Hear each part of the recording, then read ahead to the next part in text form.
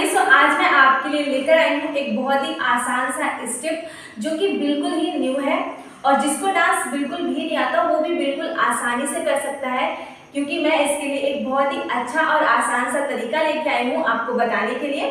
तो आइए हम देखते हैं। तो स्टेप क्या है?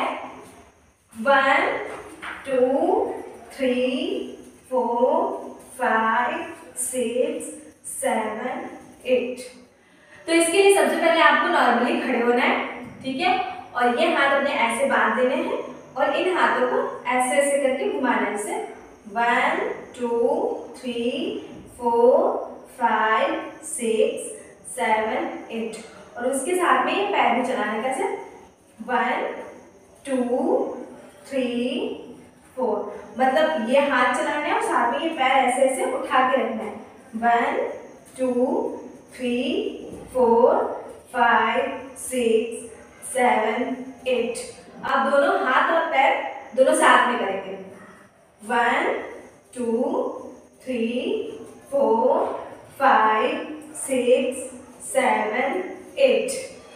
तो फ्रेंड्स, ये था आपका आज का स्टेप जो कि बहुत ही ज़्यादा सरल है। जिसे डांस बिल्कुल भी नहीं आता वो भी कर सकता है आसानी से। उम्मीद करती हूँ कि आप सबको अच्छा लगा होगा। और अगर चैनल पे न्यू है तो प्लीज़ सब्सक्राइब भी ज़रूर कर लेना और बेल आइकन को भी प्रेस जरूर कर देना और वीडियो को लाइक कमेंट शेयर ज़रूर करना।